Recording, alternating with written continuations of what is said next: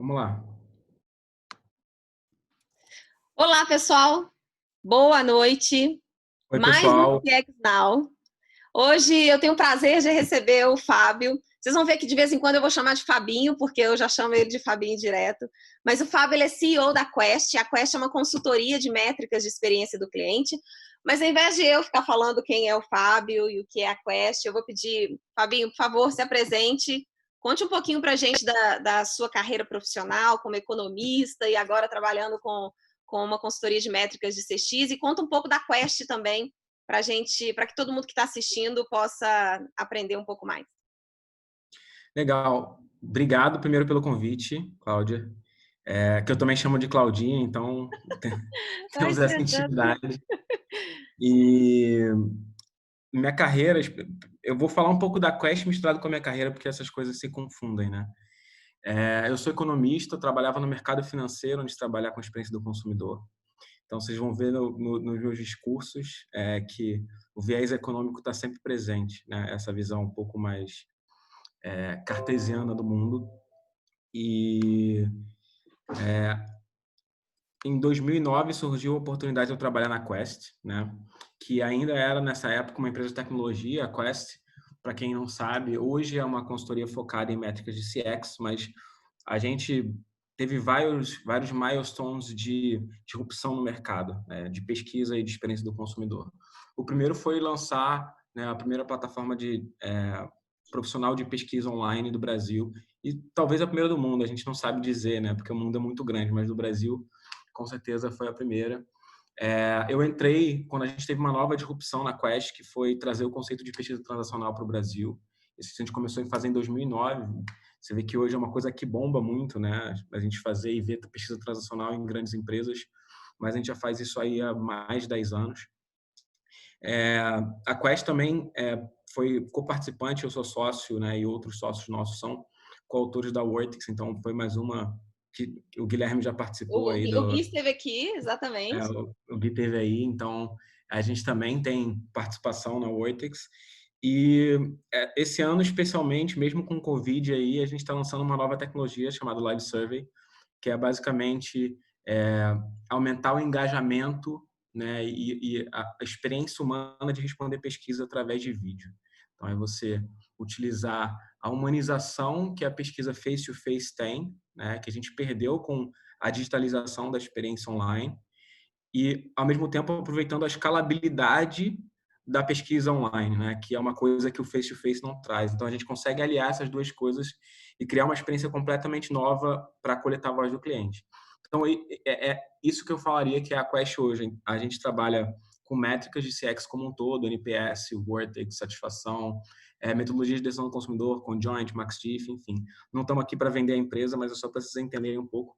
Eu estou lá há 10 anos, eu sou economista, eu tenho pós em marketing estratégico, então eu tenho um pouco da visão do lado quali, o lado mais humano também. Mas o meu lado quant é muito forte, então a gente vou falar Agora, mais. Fabinho, você comentou comigo, você comentou com a gente que você é formado em economia.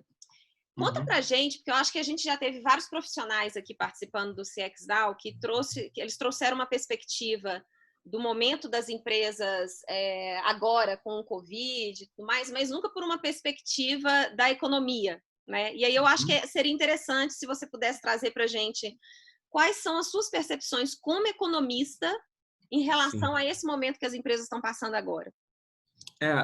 Essa pergunta é muito interessante, Cláudia, porque muita gente não entende o que a gente está vivendo agora, né? E para a gente entender consequências do que a gente está vivendo, a gente precisa descrever muito bem e entender, dissecar os impactos econômicos dessa crise do Covid, né?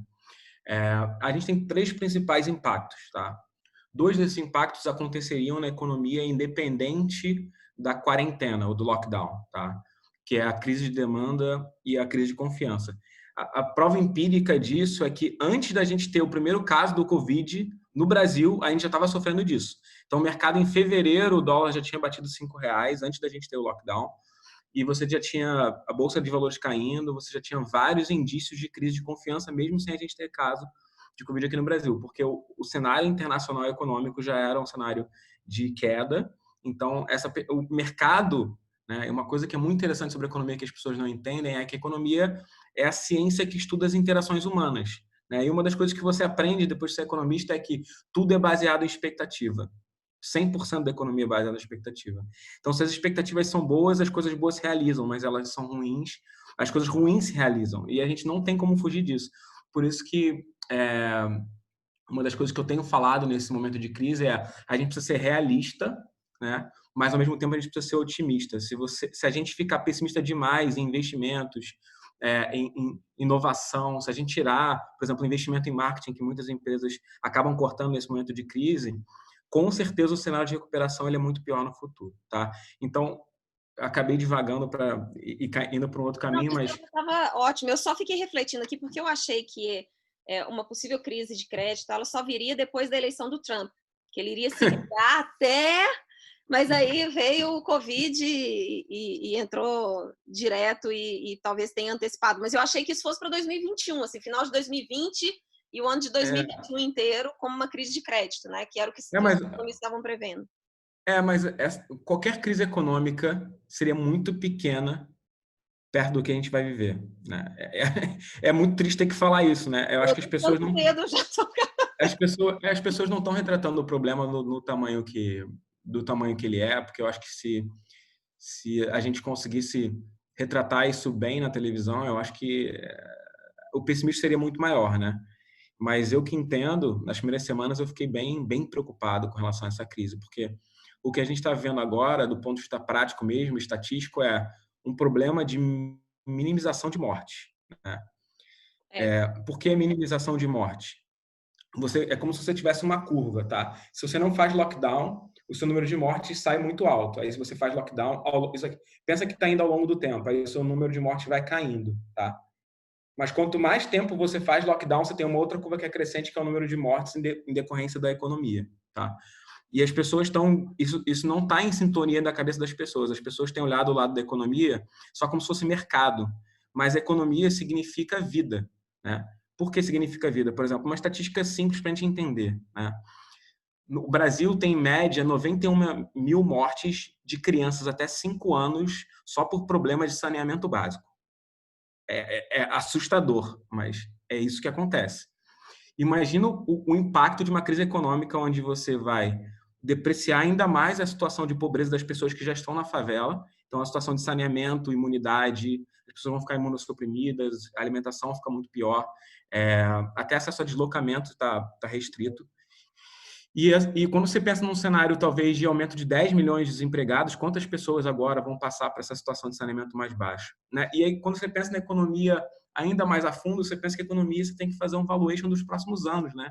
Então, você tem impacto econômico em 2020, mas 2021 não vai se recuperar por inteiro, nem 2022. Então, você tem que trazer a valor presente para você comparar com o Covid, o quanto de gente vai morrer por uma depressão econômica muito grave, que não vai matar, obviamente, por causa só de saneamento, mas até restrição de saúde por causa de outras doenças, violência, né? A gente, por exemplo, no Brasil, há 2 anos atrás, teve 60 mil homicídios. É importante você colocar esses números, porque as pessoas não conhecem. 60 mil pessoas morreram E às vezes a assassinadas. gente não é dizer, não é comparar morte por morte, mas é para dizer que anualmente a gente já tem situações que Muito matam grave. muito e que a gente Isso. não coloca a atenção como a gente está colocando agora, e que talvez esse seja um grande alerta, né? Exatamente.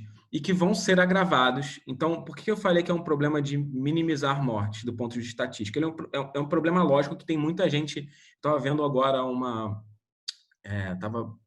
acabou de ter um webinar do pessoal da FGV fazendo modelagem estatística para conseguir achar esse problema de otimização, que é qual é o tempo ótimo de quarentena no Brasil. Porque é esse o problema. Então, com relação à minha queda de mortes, né, com Covid por tempo de quarentena, eu tenho um aumento. Então, a gente tem que encontrar onde essas curvas se cruzam. Onde elas se cruzam é o ponto de mínimo de morte. Porque se eu esperar mais tempo, vai morrer mais gente por causa da economia. Se eu esperar menos tempo, vai morrer mais gente pelo Covid.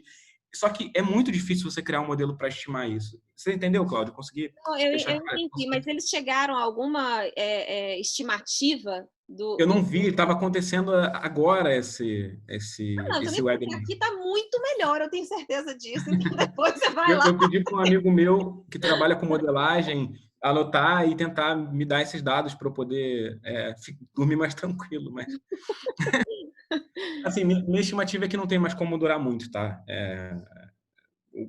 Não tem mais como a gente segurar essa situação por muito tempo. Só que eu acho que realmente a gente também não tem como seguir, aí sem falar de política, né? Mas também a gente não tem como seguir por uma medida agora de isolamento vertical completo. Então a gente vai ter que fazer uma transição, que é a que todos os países, né? A ortodoxia, o mainstream está dizendo que esse é o caminho certo, né? Você tem que fazer uma transição paulatina entre uma quarentena horizontal e vertical. Não pode ser estalar de dedo como alguns políticos querem, né? Sem citar Não, nomes. mas eu acho também que tem talvez eu colocaria um terceiro fator de análise aí, aquelas bem xeridas que não entende nada de estatística, mas acha que, né, que entende, mas seria o ponto ótimo né, de acabar com o lockdown para não impactar a economia, mas também versus velocidade do governo de adotar iniciativas para que a gente saia mais rápido do lockdown e não impacte a economia. Porque o grande ponto que eu vejo é Esse é que o a gente ponto. está discutindo muito se é o horizontal, se é o vertical e tal, quando a gente Exatamente. deveria estar discutindo a velocidade de ações. É verdade, é isso mesmo, é isso mesmo. Assim, porque a gente não tem testar, o que a gente já viu empiricamente, né? Por mais que o bate-papo seja CX, a gente está falando de experiência humana, né? Então a gente Com está falando certeza. do universo de experiência aqui, com certeza. É, o que a gente tem visto em outros países, né? Alguns dos países mais bem-sucedidos em sair da crise, eles fazem medidas paralelas ao lockdown de testagem em massa. Então, aconteceu com a Alemanha, aconteceu com a Coreia do Sul, que foi um dos países que se livrou melhor da crise, dessa crise do Covid, logo desde o começo, porque eles fizeram drive-thrus de testagem em massa, que basicamente você consegue pegar os bolsões de doença, isolar essas pessoas e impedir que essa PG aconteça, né? Ou você nunca vai impedir, mas você reduz muito essa curva da PG e aí você resolve o problema. E eu não tenho visto isso acontecer no Brasil. Eu realmente não tenho conhecimento de governo e de logística para entender porque a gente não tem testagem em massa ainda. Até que Mas hoje é um o dos ministro da problemas. Saúde disse que ele não consegue testar em massa, ou seja, o testar em massa no Brasil não vai ser testar todo mundo, sabe? Então, Sim, assim, sem dúvida. pelo Não tem tamanho do como. território, É, exatamente. a logística é impossível. Como é que você vai testar uma pessoa numa cidade de 5 mil habitantes? Você vai chegar com o exame lá, é muito difícil. É muito mais difícil do que num grande centro, né? Mas eu acho que daria para ser muito melhor. O que eu vi já aconteceu. Pode falar, Cláudio. Não, termina aí, depois eu faço a pergunta, pode O que eu completar. vi que eu estava vendo um dos porta-vozes da Fiocruz, que não sei se você conhece, Mas basicamente no a Rio, Fiocruz e o Instituto aqui no Butantan Rio, são né? os principais centros de testagem que a gente tem aqui no Brasil e até de modelagem para epidemiologia. E eles estavam falando que assim, o problema que a gente tem hoje não é tanto só quantidade de teste, a gente já tem bastante teste, a gente não tem mão de obra para conseguir dar vazão à quantidade de testes que a gente tem. Então, eles estão fazendo uma força-tarefa para até o final do mês, São Paulo e o Rio, a gente ter, pelo que a estimativa que eu vi, a gente teria, antes do Covid, uma capacidade de fazer 3 mil testes mês, né, do tipo. E a estimativa é que a gente chegue a 30 mil no final desse mês, ou seja, um 3 aumento mil de no 15 mês só? vezes. É, 30 mil no mês. Não, Não, desculpa, 30 mil no dia. No dia, eu tô falando, tá. eu 30 falei mil errado, é no por dia. dia. Mas mesmo assim é muito pouco. Quando você pensa no tamanho da população, 30 mil no dia ainda Com dá 900 certeza. mil mês. Então, por isso que o ministro falou, não vai dar vazão para fazer na população toda. A gente nunca vai conseguir. Né? Agora, Fabinho, É isso. só complementando, na sua visão de economista, Hum. em quanto tempo você acha que que esse impacto, já falaram em depressão, já falaram em recessão, já falaram só de uma crise econômica que nos próximos 6 meses talvez a gente comece a se recuperar. Qual que é o seu, quando a gente pensa nas empresas, se você tivesse que dizer para as empresas, olha, se prepare para tanto tempo, daqui 1 ano e meio é que a gente vai começar a voltar com aquele ritmo de crescimento que a gente vinha até, sei lá, final do ano. Essa pergunta é muito complicada e é a pergunta de ouro, né? Para isso, Para você, meu amigo. eu vou terminar de responder a pergunta anterior para complementar. Então, eu falei dos componentes de crise de confiança e crise de demanda, que são muito autoexplicativos, né? Você gera um lockdown, por exemplo, turismo, você não consegue consumir, então você vai ter automaticamente crise de demanda. Crise de confiança, eu dei um exemplo prático. Mas existe uma crise que só a quarentena gera, que é a crise de oferta, né? Que é as empresas não poderem produzir mesmo. E essa crise é a mais severa que existe, né? Crise de oferta faz a empresa fechar muito rápido, né? Muito rápido. Porque, por exemplo, você pega o varejo, tem empresas que estão tendo 30%, 40% da demanda, se virando com delivery e tal. Isso, a empresa consegue se adaptar de alguma forma, né? Agora, não poder produzir, tem empresas que pararam completamente, né? E aí fica muito complicado.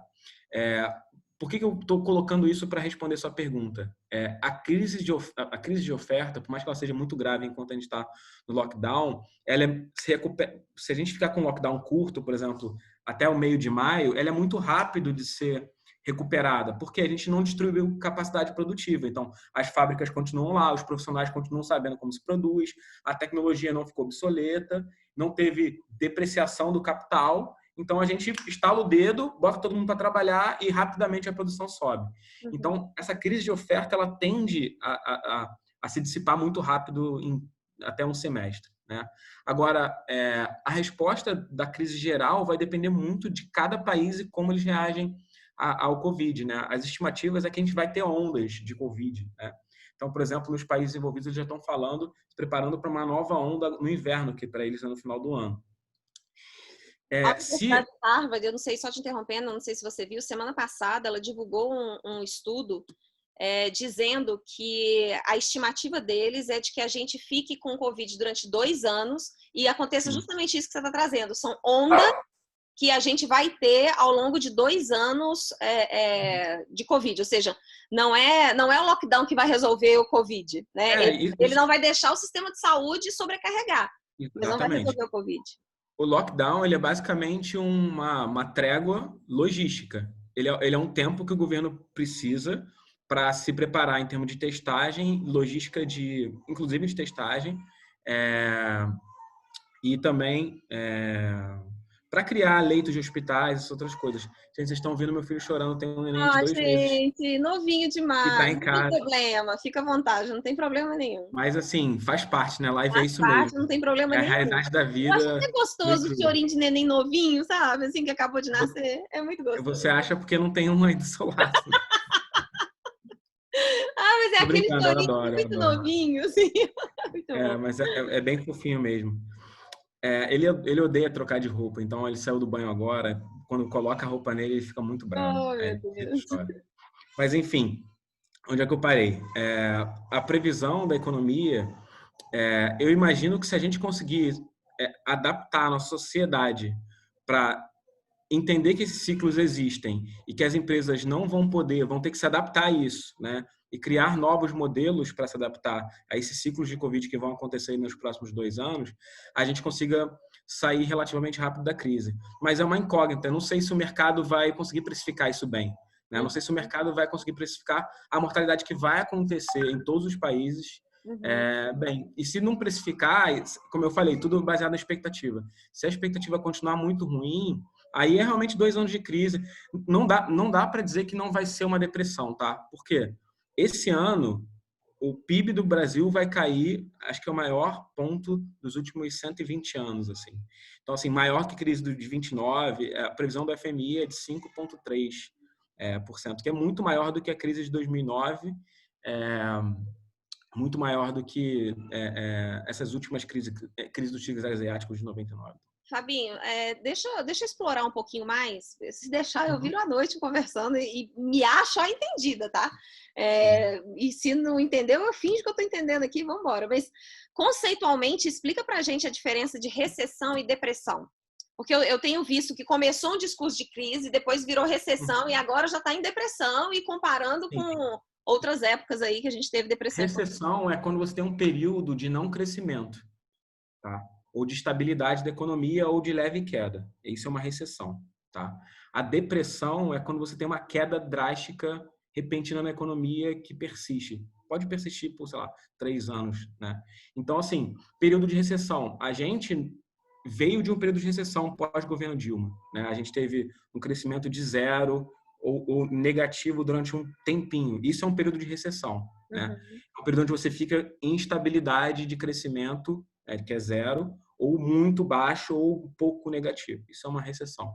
Depressão é esse momento que a gente está vivendo, que foi a crise de 29, que é agora, que é uma destruição grande de produção. A previsão é de perder 3% da produção anual do mundo. Imagina, 3% do que a gente conseguiu produzir ano passado não vai ser produzido esse ano, né? Isso é a previsão agora. Eu não sei como é que vai ser a previsão no próximo semestre. Pode ser que a crise seja até pior do que isso, tá? Então, esse é o conceito mais fácil de ser entendido entre recessão e depressão. Legal. E, Fabinho, como é que você está enxergando o CX nas empresas nesse momento? Ou seja, a gente já teve em outras lives aqui discussões de se é o momento da empresa focar nisso, se não é o momento de focar nisso, o que ela tem que fazer e tal. O que você está enxergando no mercado com seus clientes em termos de CX? Eu não vou falar tanto para o cliente agora, tá? Eu, como empresário executivo, eu me sinto mais à vontade até de falar do que a gente está falando para a experiência dos nossos próprios clientes, né? Apesar de, obviamente, tudo isso está embalado também no que a gente oferece para o nosso cliente, né? O que acontece? Qual é a consequência econômica dessa crise que a gente vai viver, né? A consequência mais direta vai ser quebra de várias empresas, tá? Mas uma grande queda na demanda do consumidor. Quando você tem uma grande queda na demanda do consumidor, as empresas naturalmente tendem a brigar por preço. Isso é uma coisa que acontece naturalmente.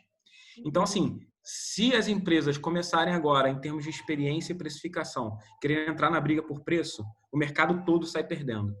Então, a maior oportunidade que a gente tem agora é pensar em experiências únicas que as empresas consigam se diferenciar. Então, por exemplo, na Quest, a gente está investindo em 3 pilares. Metodologia nova, tecnologia nova, como eu falei do Live Survey, e otimização de processo, né? Então, esse é o momento da gente conseguir fazer mais com o mesmo, né? Tentar não reduzir capacidade produtiva para a gente conseguir se recuperar lá rápido mais na frente, mas como a gente consegue fazer mais com o mesmo. Então, por exemplo, a gente está fazendo uma série de otimizações e automatizações nos processos de como a gente faz processamento, machine learning, uma série de coisas que dependiam mais de humano. A gente está pegando esse tempo para começar a fazer isso. E eu acho que é um aprendizado que todas as empresas podem ter, que vai ter impacto no cliente final. Porque talvez até nessa guerra de preço, se você consegue automatizar, você consegue até reduzir um pouco o seu preço, porque sua margem fica a mesma. O problema é reduzir preço com queda de margem, porque isso aumenta o risco da empresa, né? Então, se você reduz preço com melhoria de produtividade, você mantém margem e você consegue ficar mais competitivo. Então, esse é o direcionamento que eu acho que é importante as empresas terem agora. Tentarem não brigar por preço, mas se brigar por preço, que tentem brigar com melhoria de produtividade. Foi ótimo, foram 2 pontos ótimos. Mas eu queria te provocar no seguinte sentido. Eu consigo enxergar, e acho que faz todo sentido o que você trouxe, quando a gente está falando de uma empresa grande. Pega uma grande varejista, uma média varejista e tal. Quando a gente fala do pequeno, que talvez seja a faixa de empresas que mais vai ser impactada agora, que não tem como, ele trabalha de dia para pagar à noite, trabalha de dia para pagar à noite, e talvez ele não tenha nem verba para poder investir em melhorias, né, na sua operação e tudo mais, e que ele está lutando sim para fazer caixa, né? Sim. Nesse cenário do pequeno empreendedor, do pequeno empresário, o que você tem enxergado assim em termos de experiência do cliente para eles? O que eles deveriam focar? Eu acho que nesse cenário, né, por mais que eu vou falar, de repente não seja o que você quer ouvir. Ai, meu Deus, mas... eu quero... o pequeno, nesse momento, né, se ele realmente for um pequeno, eu acho que ele tem que se voltar para o essencial, para entregar a experiência essencial. Eu acho que não é momento de grandes devaneios, como eu falei, a gente precisa ser realista, né? Tentar não ser pessimista, mas ser realista. Então, eu concordo com a opinião daqueles que falam que, nesse momento, se você é muito pequeno, se você não tem capital, se você não tem capacidade de passar essa crise, se você precisa de caixa, o foco é fazer ações que vão te gerar caixa. E aí a gente sabe quais são, mas não é uma resposta boa. Mas é o que eu falaria para um empresário pequeno, amigo meu, como economista, né? Esse não é o momento De inventar coisa, né? Fazer um arroz com feijão muito bem feito, né? É isso, é um momento de inventar coisa, a diferenciação que você fez é perfeita, né? Se você é uma média grande, é o momento de inventar coisa. Eu acho que isso vai fazer muita diferença, né? Quem ficar no mercado vai ser muito mais forte porque vai se reinventar automaticamente.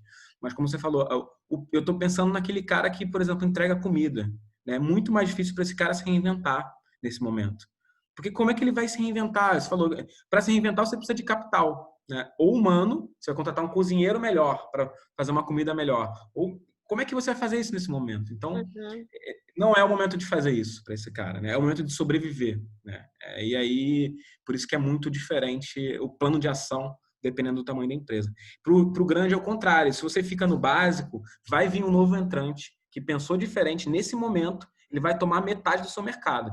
Porque a gente está você vai ver, acho que é uma das consequências do mercado, né, na minha opinião, é a digitalização do mercado, né?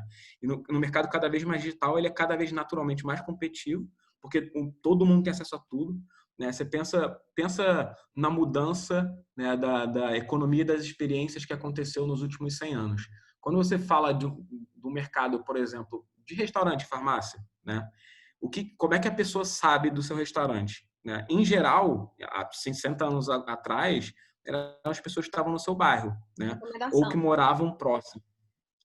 Quando você fala do e-commerce, você não tem limite. Qualquer pessoa tem acesso. Todo o mercado está para todo mundo. E aí, isso faz com que o mercado naturalmente seja muito mais punitivo para os erros, né? E bonifique muito mais os acertos. Então, as empresas que acertam crescem muito rápido, as empresas que erram crescem muito mais devagar. Mas como eu estou falando aqui, por exemplo, de e-commerce grandes ou empresas que geram experiências nesse momento, por exemplo, essenciais, por exemplo, iFood, né? Então, vamos dar o exemplo do iFood.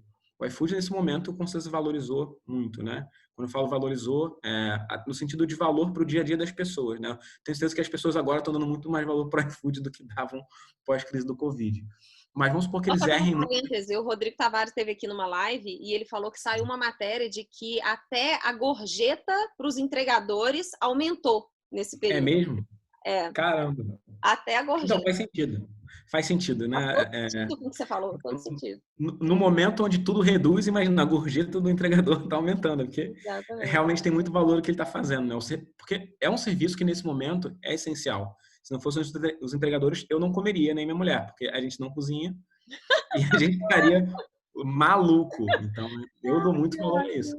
Mas, assim, o exemplo que eu estou dando vamos supor que o iFood, nesse momento, né, que tem, sei lá, Uber Eats como concorrente, mas é um mercado, vamos falar, é um duopólio, basicamente, né? Você tem, quanto mais concentrado o mercado, menos sensível à experiência. O mercado mais competitivo, ele é mais sensível à experiência. Então, uma verdade de teoria do consumidor.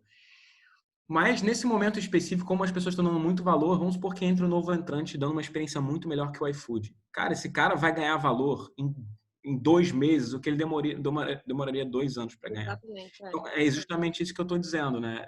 Dependendo do tamanho, você também não pode deixar a peteca cair, você tem que investir sim, e tem que colocar a voz do cliente, monitoramento de jornada e outras coisas que a gente sabe de CX para conseguir estar sempre melhorando.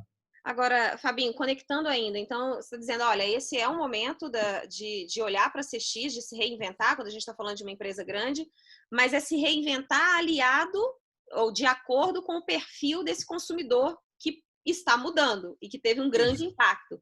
Você tem Exatamente. que tipo de mudança que você tem percebido no consumidor, na maneira de pensar, ou de se comportar, ou de tomar decisão? Você tem percebido mudanças nisso? Tá muito cedo ainda para afirmar com certeza, né? Mas é um pouco do que eu falei. O que eu tenho certeza que vai acontecer, né? Tem muita gente falando de uma nova era mundial e tal. Assim, New normal, new normal. new normal. Eu não gosto muito desse conceito, né? Eu estava vendo alguns economistas falando porque esse novo normal pode ser completamente diferente do que era normal antes, então, ou pode ser muito parecido, então a gente não sabe o que vai ser. Então é difícil chamar de novo normal. A gente simplesmente não sabe o que vai acontecer. Vai depender muito do tempo da quarentena, na minha opinião. Muito. O Gui falou a mesma Discutindo isso com a coisa. mulher. Não, mas eu estava discutindo isso e a gente tinha a mesma opinião à distância. Exatamente, o Gui falou a mesma coisa. Ele falou: olha, dependendo do tempo que a gente ficar, É, Não é que a gente Sim, sim. deseja, a gente quer que isso acabe logo, mas dependendo do tempo Sim. que ficar, vai ser a consistência da mudança, né? Com certeza, é só você, assim, é que eu não acredito que a gente vai ficar tempo suficiente para ter uma mudança mundial em termos de, olha, um novo pacto social, uma mudança mundial em termos de humanização, que tem muita gente falando que vai acontecer, eu duvido. É só, assim, mais uma vez, vendo pessoas também falando sobre isso, uma das evidências que eles trazem, por exemplo, é o pós-Segunda Guerra, que teve um impacto devastador, por exemplo, na Europa, e o ser humano continuou sendo mais ou menos a mesma coisa depois, né? Voltou para o que era antes, dado as inovações tecnológicas. Então, assim, não sei se moralmente a gente vai mudar muito, socialmente a gente vai mudar muito. O que eu acho que vai acontecer por uma questão estatística básica, é a valorização do digital, como eu falei. Porque, basicamente, pensa no seguinte, né? Eu não tenho esses números de cabeça, né? Mas vamos supor que 80% das pessoas já tivessem acesso ao digital, né? Mas não tivessem um acesso tão recorrente. Nesse momento de crise, esse número quase chegou a 100%, com certeza, né? E com certeza a recorrência do uso do digital nesse momento. Então, vou dar um exemplo prático do meu dia a dia. Eu tive que comprar roupa para o meu filho, porque ele cresce muito rápido. Eu tive que comprar online, né? Nos varejistas que vendem. É uma coisa que eu nunca faria. Então, eu tive essa experiência online. E o que vai acontecer? As pessoas agora estão experimentando experiências online que elas nunca teriam no mundo normal. Não eram Então, abertas, nem sequer não abertas era. a isso, né? Eu não estou nem falando das não abertas, estou falando assim, existia, vendia, mas eu nunca iria. Eu iria na loja, no shopping, a comprar. Né? Então, assim, o impacto, claro, é o que você falou, tem novas experiências abertas online. Assim, você abre o iFood, um monte de restaurante que não entregava, passou a entregar, e eu acho que vai continuar entregando por muito tempo, porque viu que é rentável. Né? E mas mesmo as que eram tradicionais, muita gente não usava, né? Simplesmente porque era mais fácil pegar o carro e ir. Mas aí quando você usa, você vê que tem valor naquilo, é tão mais fácil você apertar um botão, acaba que, vamos supor que metade dessas novas pessoas passem a consumir desse modo no pós-Covid. Você já valorizou o digital aí em pelo menos 10, 15%. Então, é difícil você imaginar um mundo que seja igualmente digitalizado pré-Covid e pós-Covid. É a única coisa que eu consigo cravar que vai acontecer. De resto, eu acho que é um pouco de feeling demais. Mas, Fabinho, eu tava pensando justamente sobre esses impactos que podem acontecer, e aí me veio à cabeça que talvez não seja o digital o grande fator, ele é um meio. Na verdade, para mim, o grande fator é a consciência que esse isolamento ele traz para a gente do valor do tempo. E aí, Perfeito. se a gente começa a conectar as coisas, ou seja, eu passo a entender um pouco mais o valor do meu tempo, porque eu estou privada de vivenciar o meu tempo da forma que eu quero. E aí eu tenho o digital como um meio para poder me dar tempo naquilo que eu gostaria de ter e me tirar aquele tempo que eu gastava em coisas supérfluas ou que não deveria gastar, para eu poder investir em alguma coisa. Então, eu fiquei pensando assim, será que as empresas não deveriam fazer uma análise se o que elas entregam para o mercado, seja de produto, de serviço, na cabeça desse consumidor é considerado como algo vale a pena eu usar o meu tempo para poder vivenciar uma experiência, seja ela qual for, ou não vale a pena? Porque, e aí fazendo um trocadilho com o Vortex aqui, só para lembrar do Gui.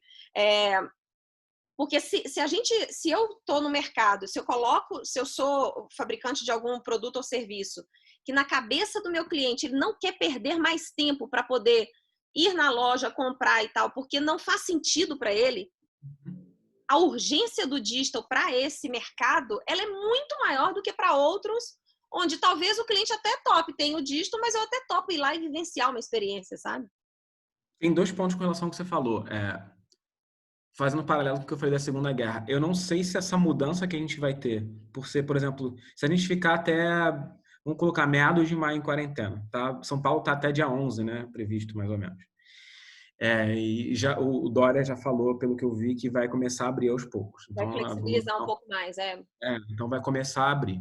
Não foi um lockdown tão grande, um lockdown de um mês e pouco. Eu não sei se o que você está falando das pessoas valorizarem o tempo do ponto de vista psicológico mesmo não psicológico. vai se perder depois, tá? Eu não sei.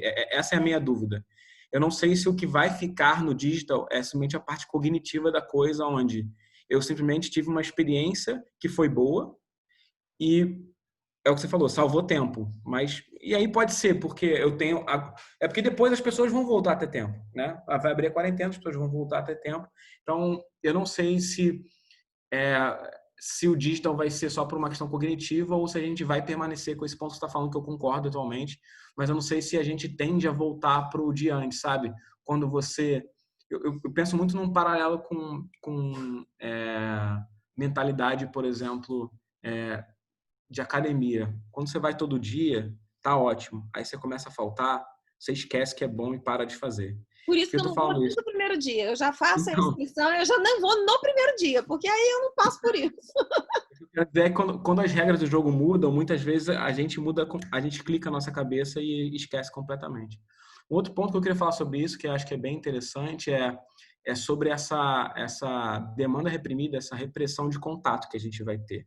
Então, assim, por isso que o Live Survey a gente acha que vai ser uma estratégia muito legal, porque vai casar a Conte digitalização. agora sobre o que é esse live survey para a gente. Eu quero que você traga isso, bote isso na mesa e conte para a gente no detalhe o que é isso. Então, o Live Survey é uma nova tecnologia, uma nova forma de fazer pesquisa, basicamente, né? Não só pesquisa, né? Você, quando conheceu, já começou a pensar em um monte de coisa. Não, já fiquei. Gente, eu já A, fiquei fo- alucinada com o negócio. a forma mais fácil de eu vou contar aquilo que eu estava te contando, né? Eu, Isso. como profissional de pesquisa, quando eu conto para meus amigos que eu faço pesquisa, as pessoas viram para mim e falam: Nossa, alguém responde pesquisa? Quem responde pesquisa? Né? A verdade é essa. Quem trabalha com pesquisa e fala que os amigos não falam isso é mentiroso. E isso Não é sempre cria um mentiroso. recalque. Né? Com A quem gente, trabalha com com pesquisa duas CX. coisas, a gente já fica rezando para responder, é porque a gente também. Exatamente. Aí eu tenho que explicar que um percentual responde, esse percentual é representativo da população do Exatamente. cliente. Mas, enfim, a gente pensou numa tecnologia, numa forma de interação, né, que vai trazer essa humanização para a pesquisa. Então, basicamente, o que a gente fez para muita gente que a gente mostrou, as pessoas falam assim: como é que ninguém pensou nisso antes? É fazer pesquisa usando vídeo.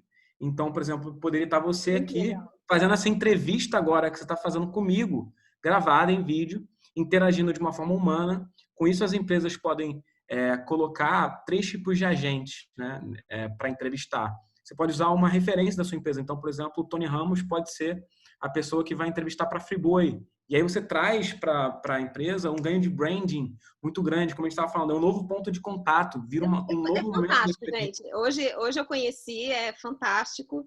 E eu mandei para alguns clientes meus que eu acho que faz total sentido a gente poder utilizar, porque é leve, é uma pesquisa leve que você vai assistindo um vídeo, vai respondendo a Isso. pesquisa e tem oportunidade de você colocar conteúdo para educar cliente ao mesmo tempo que você está aplicando uma pesquisa e você não percebe que você está sendo.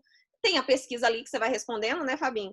Mas é tão leve que você não percebe o tempo passar, não vira aquela coisa, putz, tem que responder essa pesquisa com 20 e tantas perguntas. Exatamente. E tal. E aí que eu chego no final, né? Quando a gente lançou isso e eu mandei para os meus amigos, eles falam, cara, eu responderia isso. E isso é o mais gratificante, porque aí você vê que tem valor. Porque quando o usuário vê valor, e é isso que acontece quando a gente apresenta para as empresas, as pessoas têm visto muito valor, porque o executivo, o profissional de CX, ele se coloca como usuário na hora que está respondendo e fala, nossa, isso tem muito valor. Porque assim, eu responderia. É quase um gamification. Você quer ver o próximo vídeo, você quer ver a próxima tela, você quer saber a próxima. Exatamente. É. E é diferente da pesquisa tradicional, né? É, isso é muito interessante, como eu estava te falando, é que tem um arcabouço teórico por isso, né? O ser humano gosta muito mais de interagir com pessoas do que com coisas que não são animadas, que é um primeiro fator muito importante de você ter uma pessoa te entrevistando. O segundo fator é que o cérebro humano processa imagens 60 mil vezes mais rápido do que processa texto. Então, é muito mais simples cognitivamente você ouvir uma pessoa conversando com você do que você, e muito mais prazeroso, né, pelo ponto anterior, do que você ficar lendo o texto e respondendo. Então, isso gera vários ganhos tangíveis, melhor taxa de participação, melhor qualidade na resposta, porque a pessoa está prestando atenção de verdade, não está respondendo de qualquer jeito. Você gera uma capacidade de você demonstrar coisas no vídeo, que é que você coloca conteúdo. Por exemplo, eu poderia localizar um dos nossos clientes. Eu posso pensar em fazer... Como é que hoje você testa uma experiência nova, tá? Com seu cliente do ponto de vista quantitativo. Você não testa. Você Nossa. faz numa quali, Uhum. né? Só que a Qualy não tem inferência estatística. Agora, com o Live Survey, você grava um vídeo dessa nova experiência, pode fazer um vídeo mesmo de um cliente chegando. Você pode testar 3 métodos de atendimento diferentes, com 3 vídeos e ver como é a situação. E aí você consegue, sim, cada dia mais que eu penso nisso, mais minha cabeça frita e o leque de pesquisa fica maior do que pode ser feito. Bom, é basicamente isso, né? Acho que deu para entender. E eu acho que vocês vão gerar a vontade, eu quero ser pesquisado. É mais até do que aquela, recebi uma pesquisa, me deu vontade de responder. Não, eu quero fazer parte do grupo que vai ser pesquisado, porque vai virar uma experiência. A pesquisa vai virar uma experiência, né? Você vai falar, nossa, recebi uma pesquisa que o presidente da Ambev mandou para mim e estava falando comigo, ele estava conversando comigo, ele estava fazendo as perguntas para mim. Exatamente. E o mais interessante é que na nossa tecnologia você pode responder com áudio e vídeo. Então vira uma interação real, né?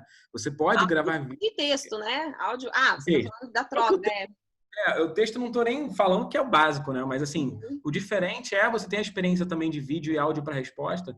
E como a gente trata isso? A gente trata também com inteligência artificial.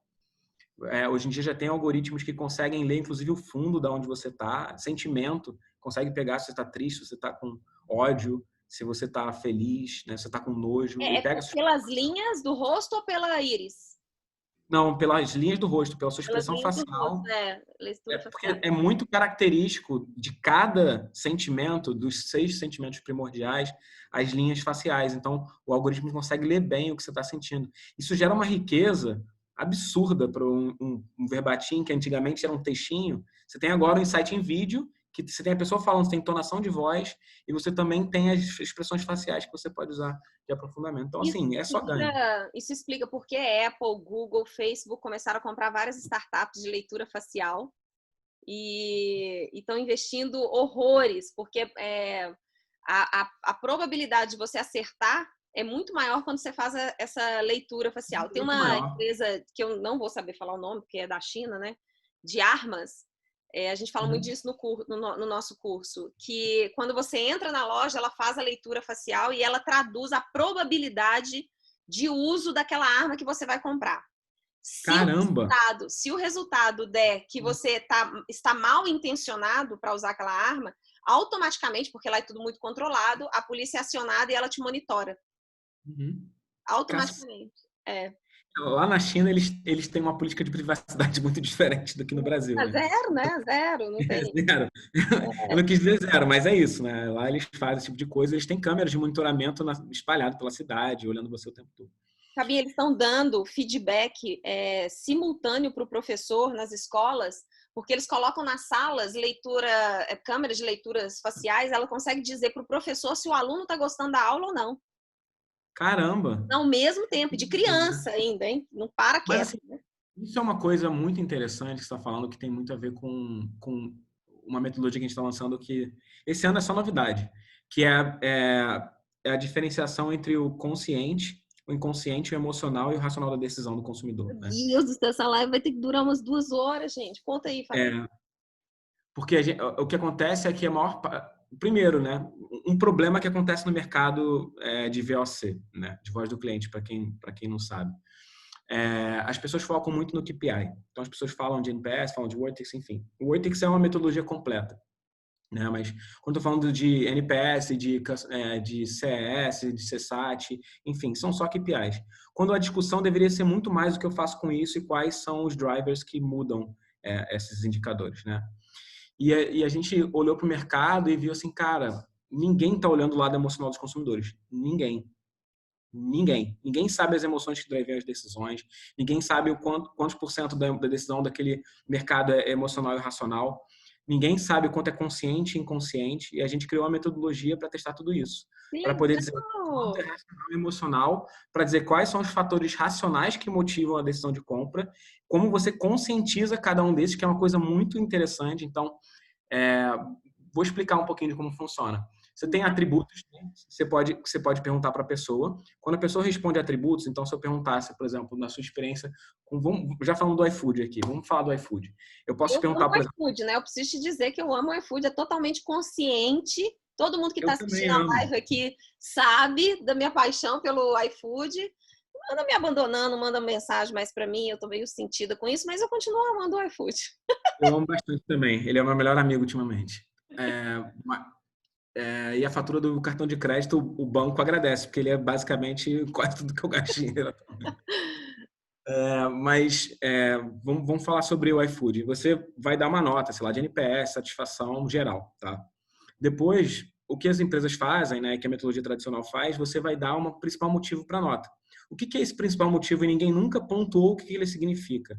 Ele é a justificativa racional consciente para sua nota. Você concorda comigo? Então, Concordo. quando você é perguntada, você tem que pensar racionalmente, então é racional e consciente, porque você tem que linkar essa nota à sua experiência que você deu antes. Então, Legal. só que muitas empresas, e a metodologia tradicional da NPS, só pega o racional consciente. Ela ignora o racional inconsciente e todo o lado emocional. O que a gente pode fazer para adicionar, e a gente já faz hoje, a gente olha o racional inconsciente também. Você pode pegar atributos de satisfação. Então, eu poderia perguntar para você o que você achou do entregador, né, da qualidade da comida, uma série de atributos, e medir a sua experiência inconsciente. Por que inconsciente? Porque você vai até racionalizar para dar aquela nota, mas em nenhum momento você ligou aquela nota com o NPS. Então, esse link, né, que existe entre as notas que você dá para esses atributos estimulado e satisfação e o NPS ou satisfação, ele é inconsciente. Então, ele está dentro da sua cabeça. Na verdade, existe um construto dentro da sua cabeça que toda vez que quando eu pergunto de 0 a 10 se você recomendaria, você faz essa conta muito rápido, inconscientemente, e decide se você recomendaria ou se não recomendaria. Então, na verdade, é sempre o inconsciente que drive a decisão, sempre. Né? As nossas decisões humanas são sempre baseadas no inconsciente. Você não pergunta, você não consegue pensar, recomendaria ou não recomendaria. Você sabe se você recomendaria ou se não recomendaria.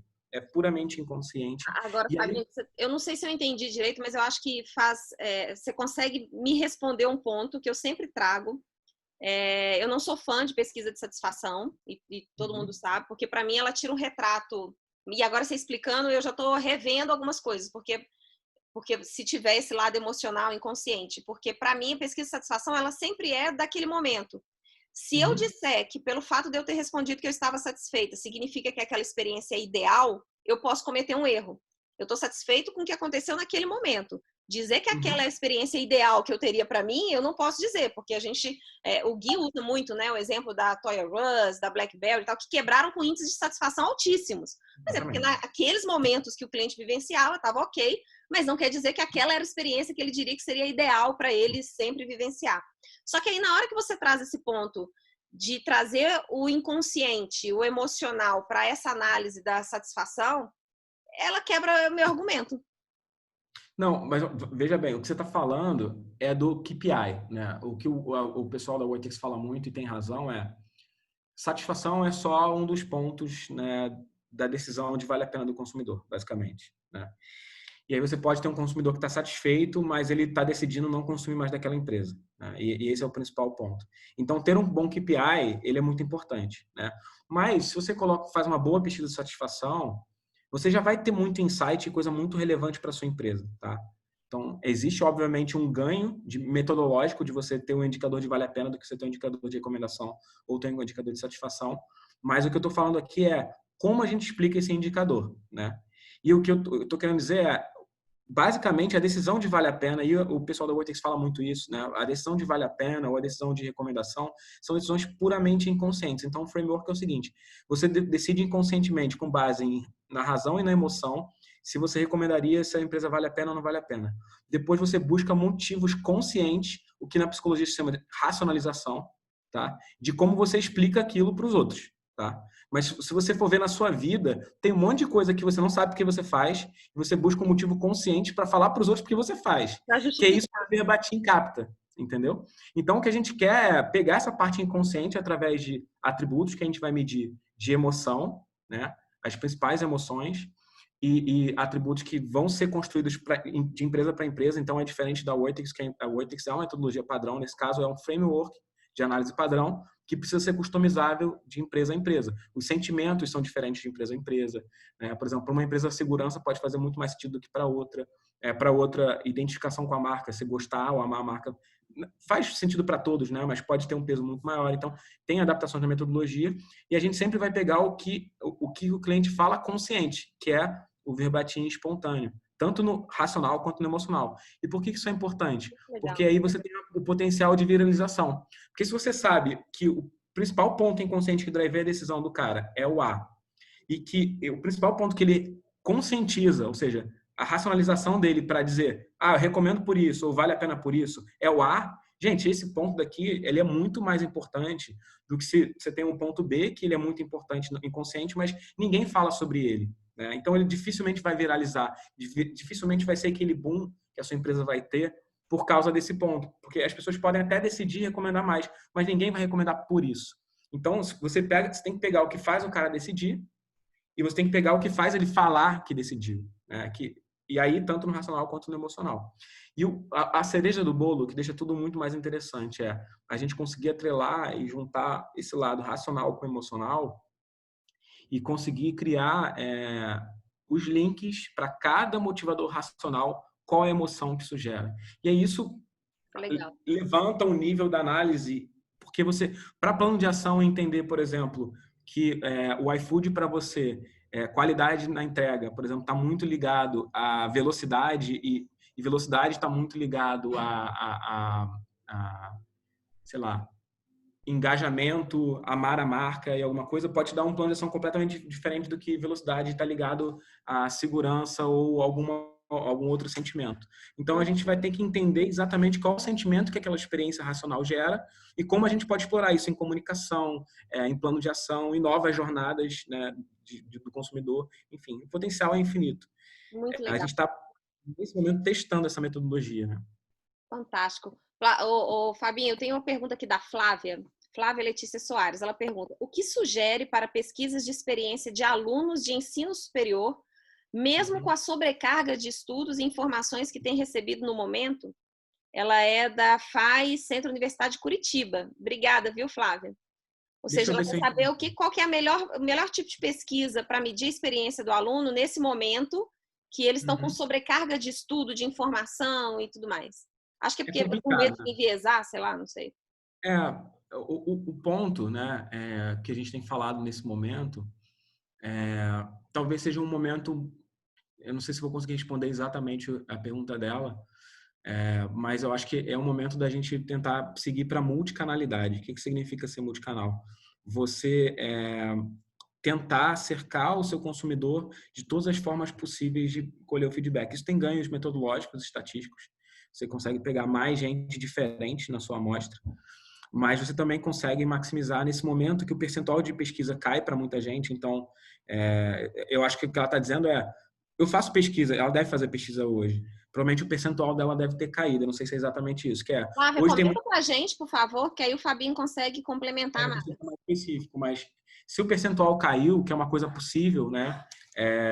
Porque as pessoas nesse momento estão recebendo uma overdose de informação muito grande.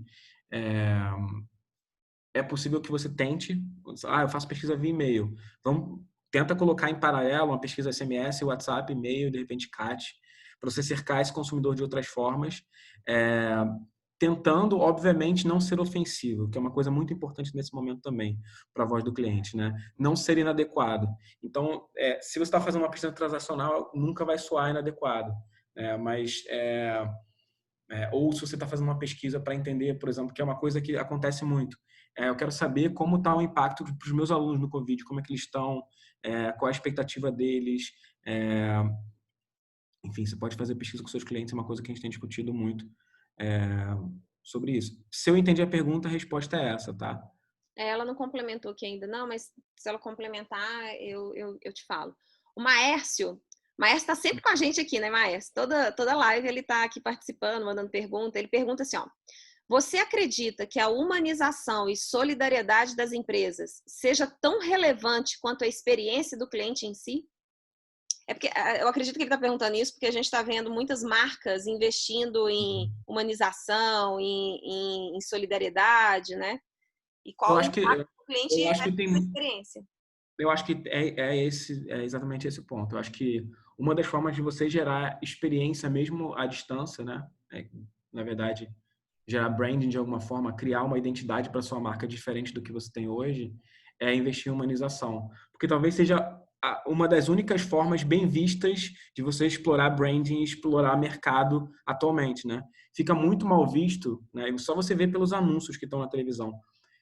Dificilmente estão anunciando qualquer coisa que não seja ligado ao Covid, por exemplo, bancos ou propagandas emocionais ligado o que o banco está fazendo nesse momento para ajudar as pessoas, ou então empresas de remédio, enfim. Porque fica muito inadequado nesse momento você ter um posicionamento de, olha, eu quero forçar, olha, consome o que eu estou vendendo para você nesse momento onde o essencial ganhou tanto valor. Então, eu concordo plenamente. Acho que uma forma de fazer CX nesse momento é investir em humanização. E eu acho que, eu falei esse ponto antes, eu acho que a humanização vai ser uma das coisas que vai continuar por um bom tempo, por essa demanda reprimida que as pessoas estão de contato, né? As pessoas estão com muita demanda reprimida de contato com a família, com amigos, né? Isso gera nas pessoas uma necessidade emocional de buscar alguma coisa que elas tenham engajamento. Então, quando elas veem uma empresa investindo nisso, fazendo ações humanas, elas se sentem representadas, porque para muitas das pessoas, elas gostariam de estar fazendo isso e não podem, né? Então, para muita gente que não tem grana, ela quer ajudar a pessoa que está do lado que também não tem grana, mas ela não pode. Aí, quando ela vê uma empresa que ela já tinha algum apreço fazendo, isso cria muita identidade nela, né? Então, eu acho que é uma estratégia realmente muito legal do ponto de vista de negócio, tá? Mas antes do que isso, né, do ponto de vista social mesmo, acho que as empresas têm que fazer isso. Tem muitas empresas que têm condição de fazer isso e devem fazer isso. Acho que todo mundo tem que ajudar nesse momento. Legal. Pessoal falando aqui que está chocado com a sua inteligência, Fábio. Que legal. Obrigado. Muito bom. Até eu. Vocês não ficariam aqui, gente? Eu ficaria aqui mais 1 hora conversando com ele tranquilamente. Fabinho, o que as empresas estão utilizando para coletar a voz do colaborador? Uhum. E nesse momento agora, você aconselha que seja feito alguma coleta de voz de colaborador? Eu acho que não. Não é momento para isso. Assim, não é momento para isso. Sim, eu não acho, não. Tenho certeza que não é momento, tá? Uhum. Porque atualmente, se você pensar em experiência do colaborador, talvez o problema esteja maior do que para o lado de fora, né? Você tem muitas empresas com restrição de salário, muitas empresas com demissão, muitas empresas passando crise financeira altíssima. Então, eu acho que internamente o momento é do empresário, do executivo, primeiro, passar segurança, que é uma coisa que a gente na Quest tem feito muito. Então, por exemplo, a gente criou um grupo no WhatsApp para se comunicar com as pessoas, tento falar com todo mundo toda semana, para que as pessoas entendam que está tudo bem, porque nesse momento as pessoas se sentem muito fragilizadas, né? E imagina, todo mundo trabalhava junto no mesmo escritório, né, Claudinha? Com certeza você também trabalhava junto da sua equipe. E aí, do nada, o contato some. Então, as pessoas ficam desesperadas, porque o termômetro que o funcionário tem, né, que o colaborador tem, é o contato com as outras pessoas, né? E o contato inconsciente, né? O que a gente consegue passar, né, de clima, por exemplo, várias vezes eu entrei cheguei de São Paulo, às vezes com uma cara ruim, o pessoal, putz, não foi boa a viagem e tal. As pessoas te conhecem, as pessoas conseguem te ler, né? No momento de distanciamento, as pessoas ficam cegas. Então, o que eu acho que as empresas têm que fazer, ao invés de tentar fazer uma coleta agora de voz do cliente, do voz de colaborador, focar em passar segurança para os seus funcionários, tentar criar ações de produtividade que mantenham a maior parte dos funcionários ativos e tentem manter esse capital humano intacto, né, para que depois consiga se recuperar o mais rápido possível, porque destruir capital humano nesse momento significa se recuperar mais lentamente com a crise. Isso é uma coisa econômica básica. Depois, por mais que o profissional, o mercado vai estar cheio de profissional, a incerteza de contratação para quem é empresário, com certeza, Claudinho, você sabe disso, é uma coisa que é muito ruim.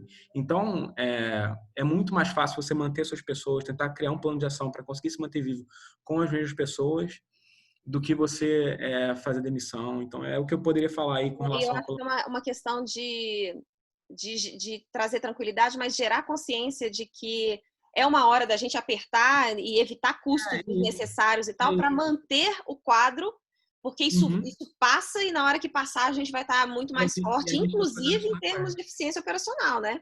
Exatamente. De custo e tudo mais. quem sair vai sair muito mais forte, porque as empresas estão tendo que se reinventar, estão tendo que aprender a ser mais produtivas, fazer mais com o mesmo. Né? Eu tenho desde o primeiro dia que a gente decretou home office em São Paulo 2 semanas antes e no Rio 1 semana antes. Né?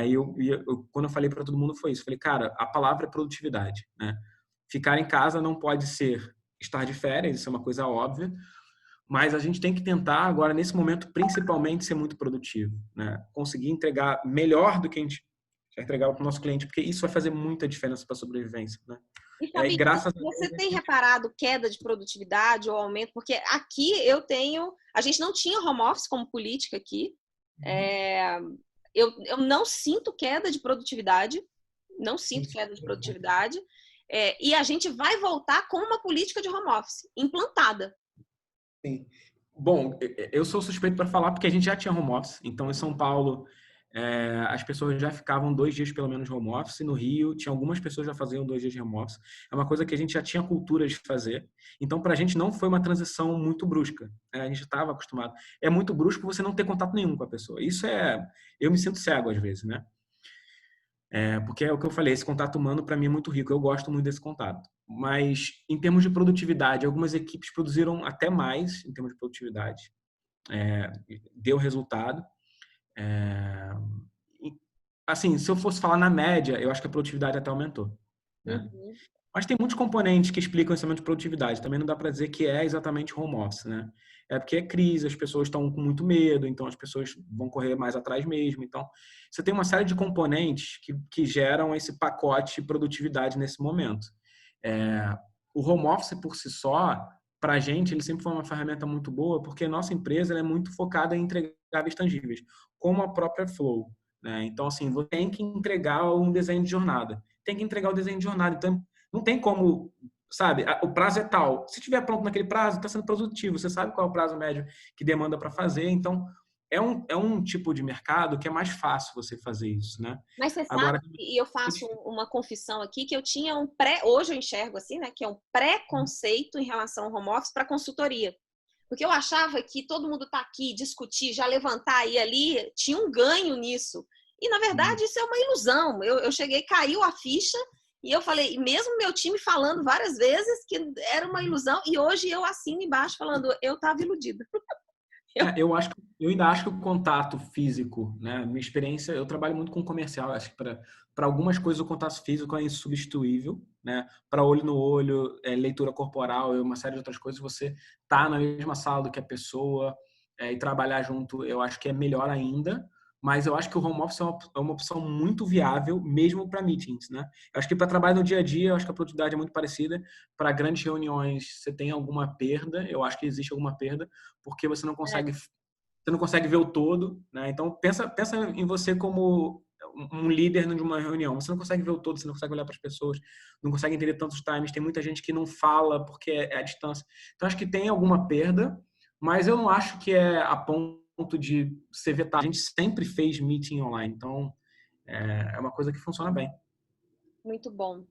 Fabinho, infelizmente, a gente tem que encerrar, mas eu queria... Eu ficaria aqui, tá? Eu iria enveredar ainda pela economia de novo ali, nos passos. Eu ia adorar. Fabinho, traz uma mensagem, uma orientação, uma dica para o profissional de CX. Então, a gente falou muito das empresas, do mercado e tal, mas o profissional de CX, o que você aconselha nesse momento, assim que isso passar e que a gente voltar a uma operação, seja ela o que for, normal, não normal, novo normal, seja lá o que for, olhando o profissional, que conselho que você dá para o profissional de CX? Eu vou acabar puxando um pouco a sardinha para o meu lado nesse quesito. Isso é uma coisa que eu sempre, na verdade, é um conselho que eu tento dar sempre para profissionais de CX como um todo, que eu acho que é uma deficiência do nosso mercado, tá? E que eu acho que nesse momento só se agravou. O que a gente trabalha não é bem essencial, né? Isso não adianta a gente mentir, né? Então, nesse momento de crise, o que não é bem essencial tende a perder valor. E eu acho que existe uma dificuldade de muitos profissionais conseguirem mostrar valor no CX porque não conseguem fazer o dever de casa e mostrar o quanto dinheiro isso gera. Tá? Eu acho que esse é o principal caminho. Né? gera dinheiro. A gente lá na Quest já fez diversas análises mostrando como melhorar NPS, como melhorar a satisfação, gera aumento de resultado, tem ROI positivo de 800, 1000%. E é Consegue muito... explorar, te interrompendo, Fabinho, mas você consegue, para não deixar passar, você consegue dizer para mim alguns tipos de análise que vocês fizeram? Porque essa é uma dificuldade. Hoje eu estava com diretores de um cliente meu e esse assunto veio para a mesa e sempre vem. Algumas métricas ou algumas análises que vocês fazem que ajuda a trazer esse indicador econômico de CX? Sim, sim. Por exemplo, vou dar um exemplo de um cliente nosso de cartão de crédito, tá? Na verdade, eu vou dar um exemplo de varejo de moda, que esse exemplo é mais legal, tá? Acho que dá tempo de dar os dois, eu vou tentar Dá ser os dois rápido. exemplos, por favor, que eu quero. O que a gente faz, basicamente? O que eu trabalhava antes em economia chama valuation, né? Que é basicamente você criar um fluxo de caixa de uma empresa ou de um projeto, né? E conseguir construir o quanto aquele projeto ou aquela empresa vale. É assim que se faz análise fundamentalista, por exemplo, do mercado de ação. Eu peguei todos esses conceitos, mais a econometria que a gente gera, e a gente faz uma análise, por exemplo, a gente fez algumas análises de NPS para um varejo de moda feminina, e a gente conseguiu mostrar que o NPS ele é um excelente preditor, tá?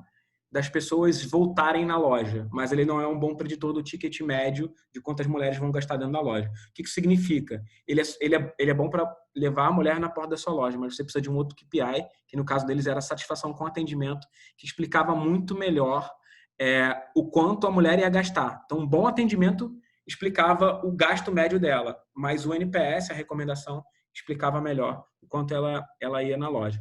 Quando eu faço isso, né, com modelagem, eu já tenho o quanto vale, né, um aumento de 10 pontos, por exemplo, de NPS.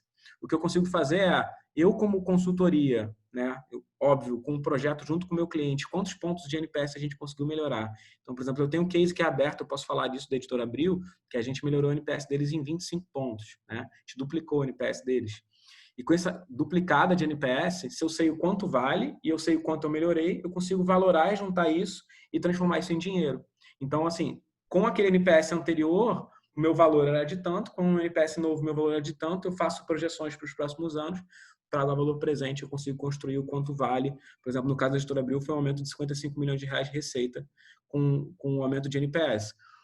A gente tem projetos, por exemplo, com o Jornal Globo de 800% de ROI, com projeto, e aí já olhando o retorno sobre investimento, quanto a gente aumentou o NPS, gerou de valor, reduzindo o cancelamento, né? E quanto já dividido pelo quanto o projeto custou, ou seja, quanto é o custo de fato da implementação de um projeto desse, que é essa visão mais financeira possível, né? Que às vezes você só olha a receita, mas você pode pensar, nossa, mas é muito caro implementar o projeto. Não, mas já olhando, né, ganho versus custo, o retorno ainda é muito positivo. Eu vou ser mais específico agora, por exemplo, numa análise de cartão de crédito. Tá? Por exemplo, eu posso medir controlando, e aí tem um modelo estatístico próprio para isso, considerando pessoas que gastam igual nos últimos 6 meses. Tá? Vamos supor que eu gaste R$2.000 no cartão de crédito, você R$2.000.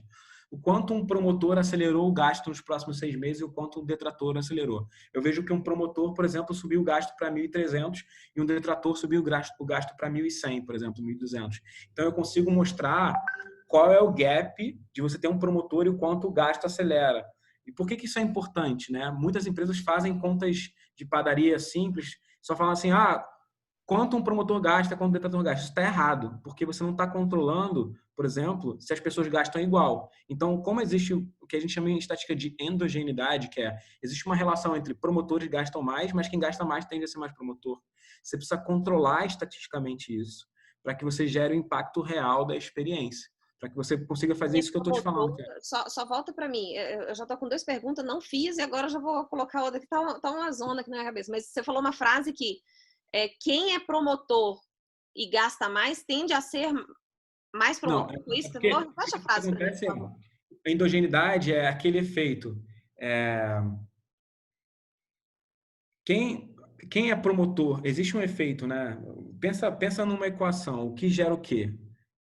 A gente poderia pensar que pessoas que gastam mais com uma empresa tendem a ser mais promotoras. Faz sentido isso, não faz? Se eu tenho um gasto médio maior, eu tendo a promover mais a empresa, eu gosto mais dela, tendo a promover. E o outro lado também é verdade, se eu sou mais promotor dessa empresa, eu tendo a gastar mais dela. Então, isso é o que a gente chama de estatística de endogeneidade, existe um efeito dos dois lados, tá? Os dois lados são complementares. Não é claro a direção, se é o cliente vira promotor e por ser promotor ele gasta mais. Para a gente conseguir provar isso, né, para uma empresa, eu preciso de uma análise estatística sofisticada, que eu faço isso. Eu controlo o gasto médio, por exemplo, nesse caso histórico do cliente, e consigo dizer, olha, para clientes que gastam igual no passado, ou seja, não é porque ele gasta mais que ele virou promotor e me respondeu a pesquisa que era promotor no futuro, entende? Porque eu teria que explicar muito mais a metodologia para Não, poder... já E acho bagunçou que vai aqui, perder mas tá muito tempo, ótimo. mas o ponto é, pensa numa análise médica, que é a forma mais fácil de eu te explicar isso, tá? Quando você vai testar um remédio, para saber se esse remédio cura ou não cura, eu preciso controlar a idade da pessoa, preciso controlar se ela tem doença cardiorrespiratória, porque senão, se eu não controlo isso na minha análise, aquela cura que eu estou medindo pode ser só porque a pessoa é mais jovem, né? Então, quando você testa um remédio, você está testando em pessoas da mesma idade, né? Considerando pessoas da mesma idade, com o mesmo estado de saúde. Então, isso a gente chama de controlar.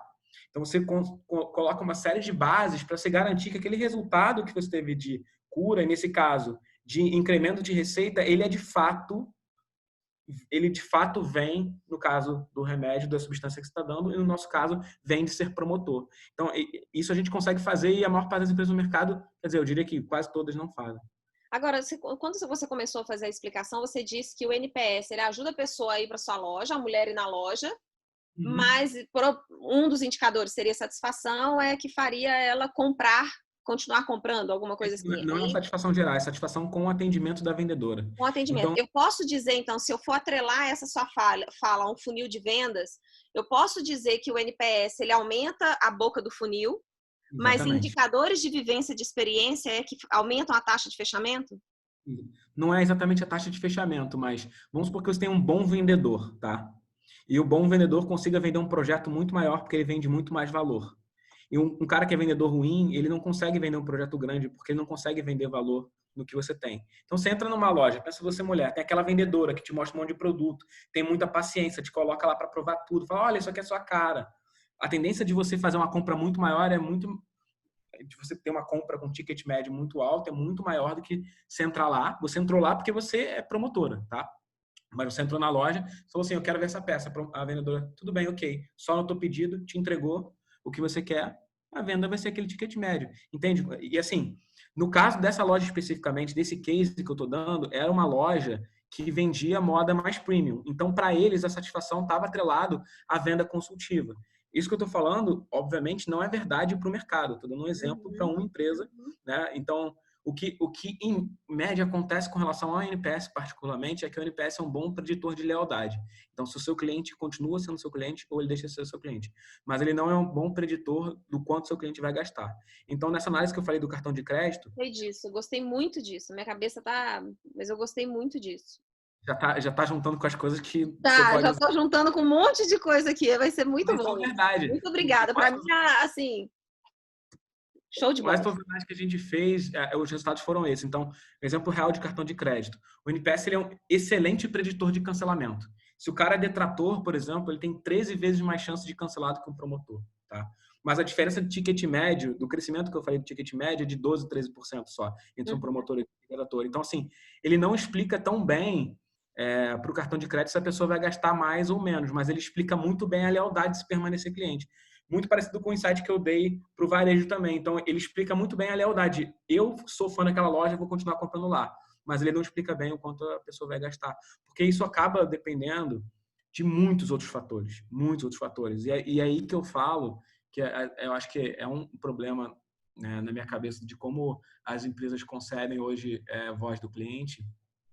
As pessoas focam muito nesses macroindicadores NPS. E muitas vezes você precisa de uma análise personalizada para o seu negócio para mostrar, nesse caso desse cliente, assim, o principal indicador era satisfação com atendimento.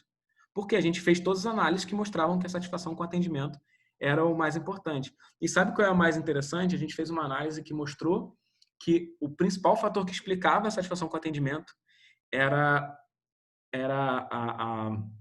homogeneidade de atendimento, ou seja, padronização, você conseguir atender sempre de forma padronizada. A gente via que tanto ao longo do ano, quanto quando eu comparava lojas, as lojas mais padronizadas tinham maior índice de satisfação, e os momentos do ano onde eu tinha o maior índice de padronização, eu tinha o maior índice de satisfação. E toda vez que o índice de padronização caía, meu índice de satisfação ia lá para baixo, e as lojas com baixo índice de padronização ia lá para baixo. Então, o que a gente fez? Em momentos do ano que existia um boom, né, na loja, a loja muitas vezes estava subdimensionada de atendimento. Então, isso ajuda você a fazer plano de ação até para dimensionar a equipe. Enfim, senão, eu tenho que parar, senão a gente vai ficar para sempre aqui conversando. Eu ficaria, eu adoraria. Já estamos aí mais de quase 1h20, mais ou menos, de live, e eu ficaria aqui direto. E como é que tá o pessoal aí? Tô perguntando muito, não? Pois é, olha só. Não, o pessoal tá encantado, assim. Você virou o cabeça de CX aqui, tá? Ó.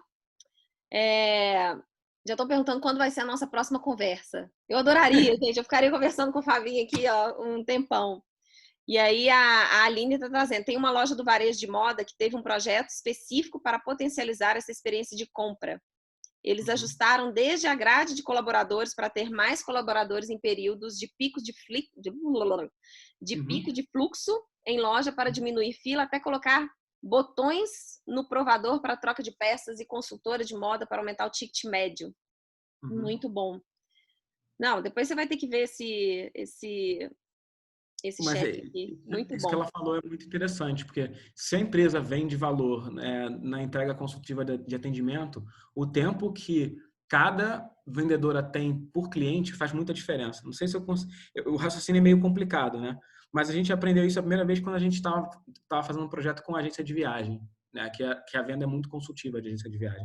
Hoje uma pessoa só vai numa agência de viagem para ter um atendimento consultivo, porque senão você entra no site e compra o que você quiser, né? Então, se você não quer ter um atendimento consultivo, que alguém decida por você ou te ajude a decidir por ter experiência, você não vai para uma loja. Então, as pessoas esperam muito isso, né?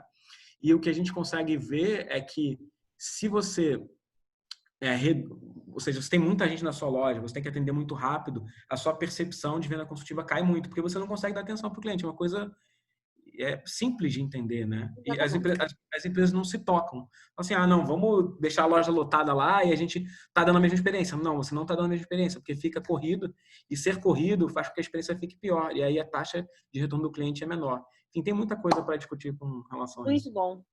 Fabi, a gente teve uma aula de economia, a gente teve uma aula de voz do cliente, a gente teve uma aula de estatística, a gente teve aulas e aulas aqui, foi excelente, foi maravilhoso. Você vai ver pelo chat aí como o pessoal ficou super feliz.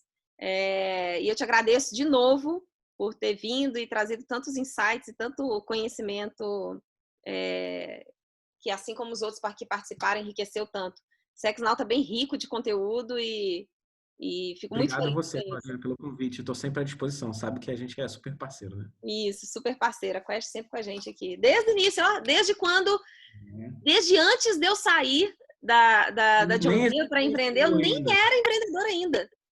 Nem era empreendedora. O primeiro evento online que eu participei foi pela Quest. Foi o Conac CX, né? Isso, esse foi o primeiro evento online que eu participei na minha vida de CX. Foi com você, Gui, pela Quest. Sim. Tinha que voltar com ele, né? Tinha que voltar com ele. Vamos voltar junto. Agora você entende muito mais disso que a gente. Aí você ajuda a gente. Tá doido. Fabinho. Claudinha, obrigado. Vai descansar. Obrigada. Eu tô vendo você... meu ritmo hoje, por isso que eu tô com esse olhinho fechado, assim.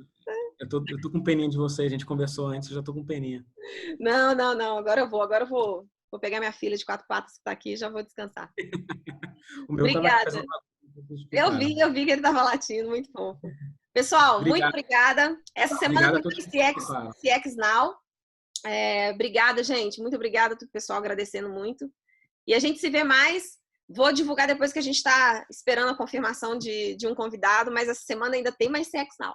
A gente vai. Obrigada, Fabinho. Beijo para todo mundo lá na Quest. Tchau, gente. Obrigadão. Um abraço.